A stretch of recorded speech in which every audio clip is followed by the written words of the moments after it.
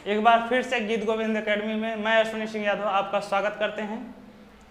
बच्चों, हम लोग पढ़ रहे हैं क्लास 10th की मैथ, जिसमें हम लोगों ने पहला चैप्टर पढ़ा था वास्तविक संख्याएं।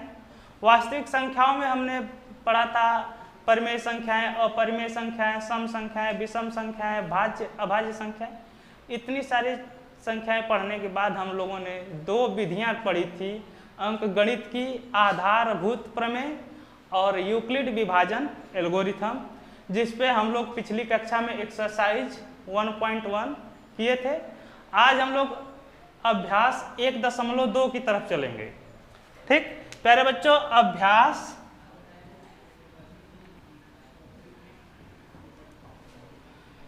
1.2 में हमारे पास 3 क्वेश्चन है। ठीक है, पहला क्वेश्चन कह रहा है कि करणी में 5 एक अपरिमेय संख्या है, अपरिमेय संख्या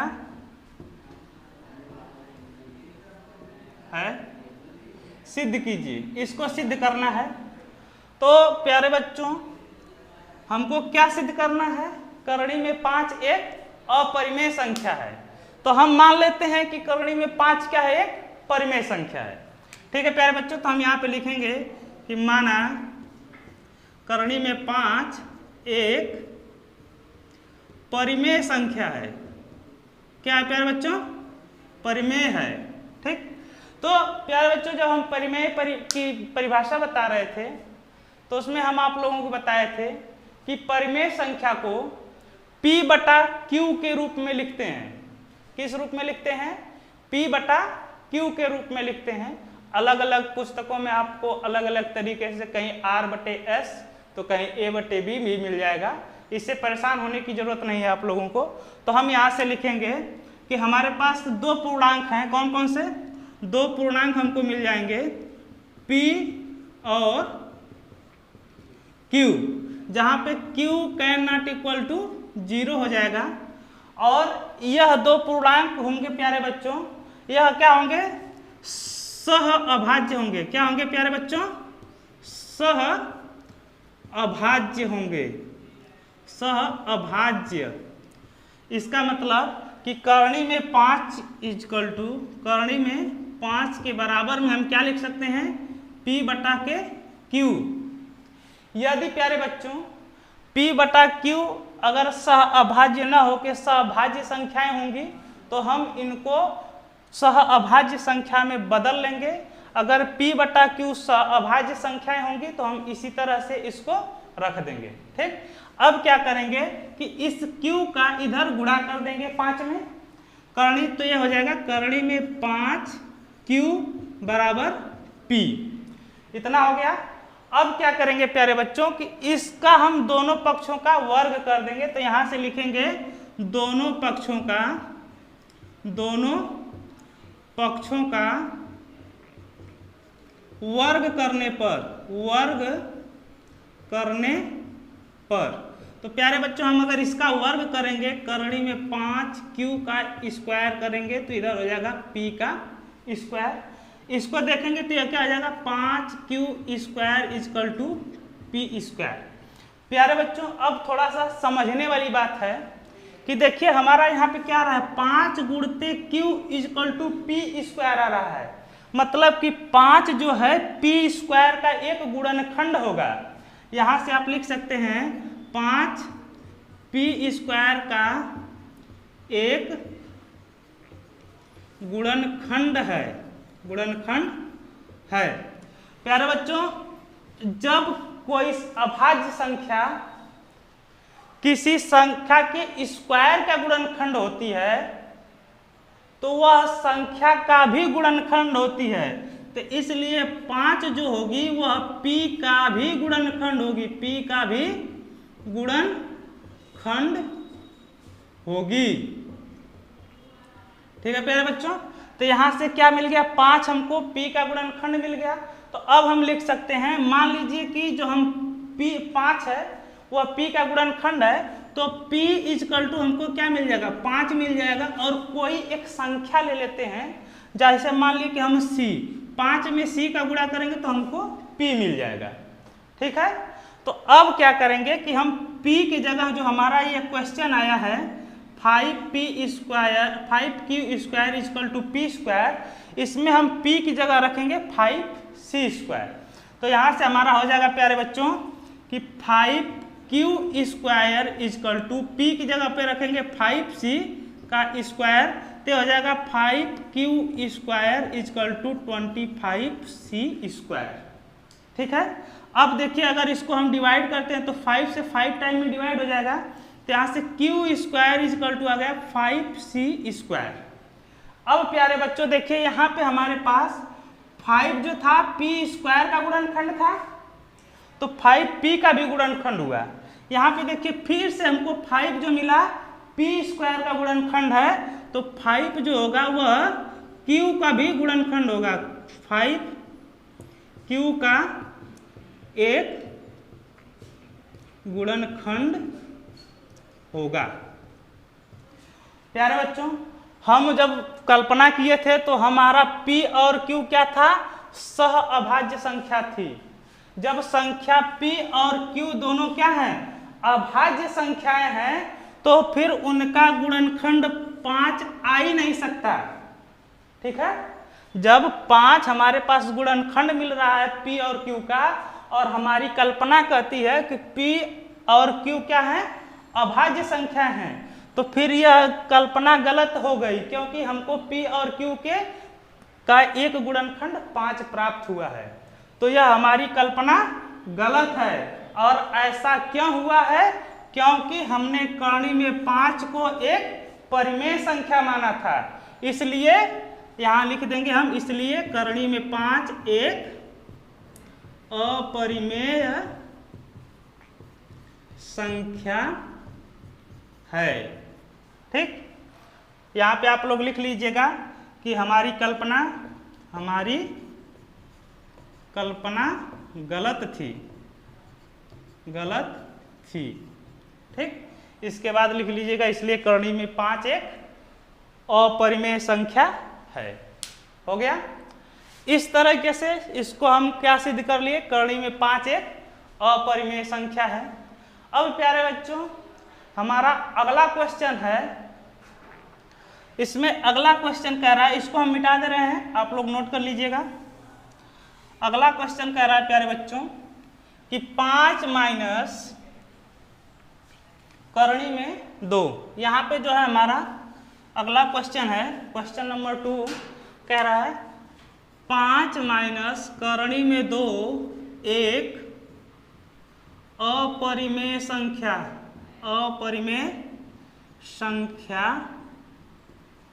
है, इसको हमको सिद्ध करना है।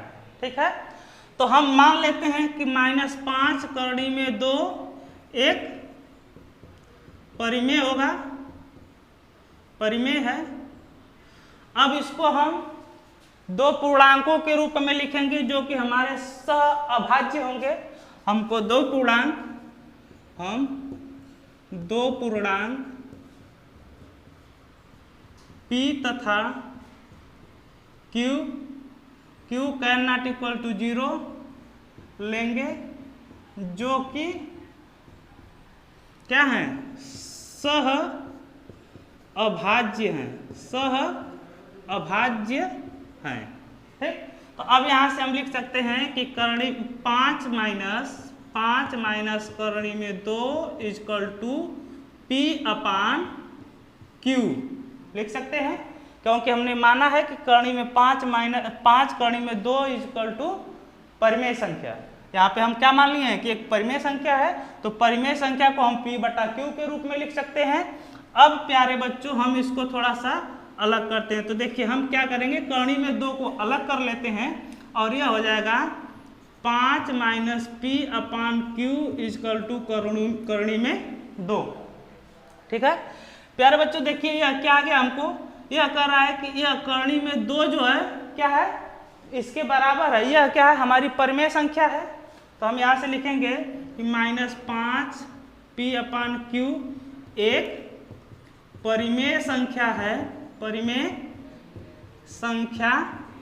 है, इसलिए इक्वल टू करणी में 2 भी परिमेय होगा, लेकिन हम जानते हैं कि करणी में 2 एक अपरिमेय संख्या है। क्या है? अपरिमेय संख्या है। इसलिए यहाँ पे विरोधाभास उत्पन्न हो रहा है। यहाँ पे क्या हो रहा है? विरोधाभास उत्पन्न हो रहा है। तो यहाँ लिखेंगे कि यहाँ पर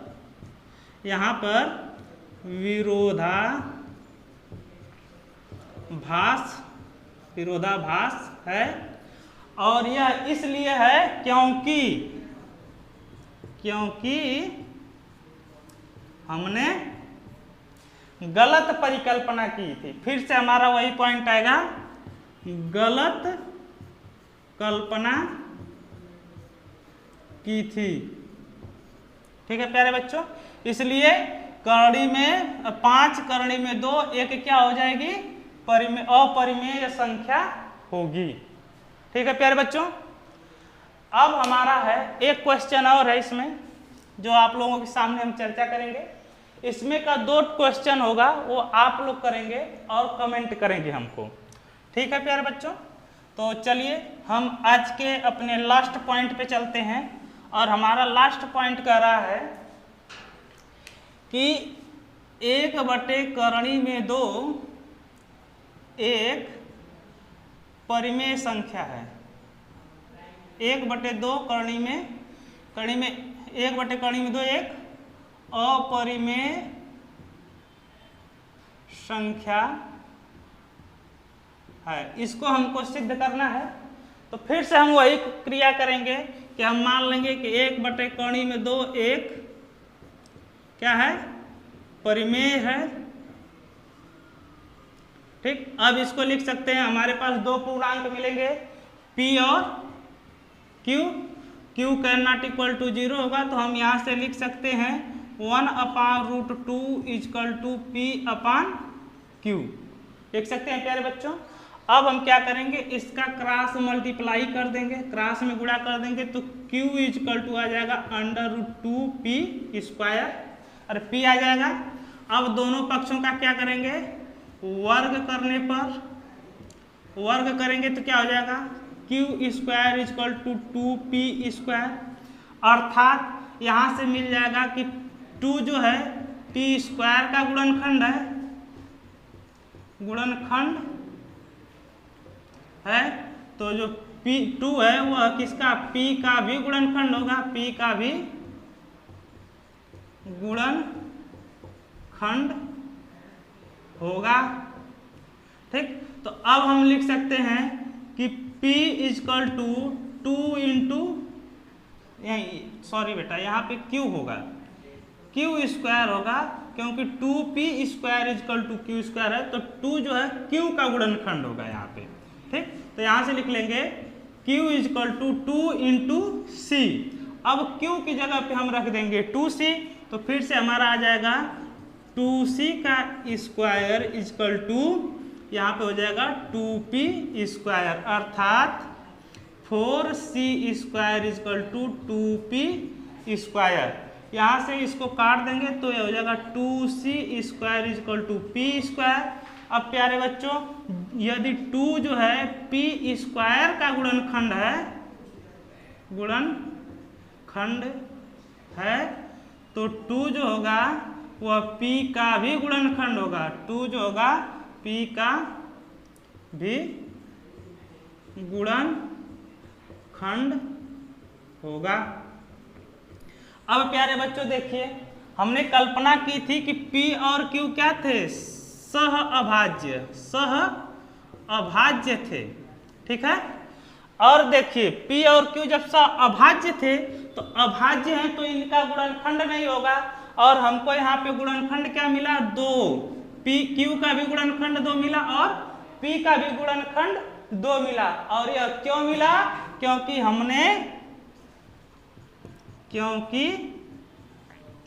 हमने कल्पना गलत की थी, गलत की थी।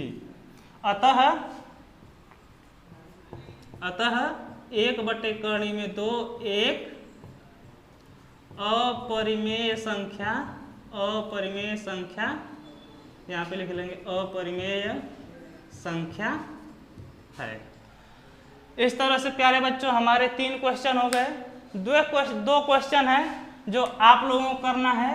पहला क्वेश्चन है 3 करणी में 2 एक अपरिमेय संख्या है, यह आपको बताना है। और दूसरा क्वेश्चन है 5 प्लस करणी में 3। यह 2 क्वेश्चंस आपको बताने हैं कि कैसे होंगे। तो आप लोग इसको कमेंट कीजिएगा। तब तक के लिए धन्यवाद। अगर क्लास पसंद आए तो चैनल को लाइक करें, सब्सक्राइब करें एंड शेयर करें। कल बच्चों हम क्लास लेके आएंगे बहुपद से। कल हमारा जो क्लास होगा वो किससे होगा? बहुपद से होगा, पॉलिनोमियल से। ठीक, तो तब तक के लिए धन्यवाद।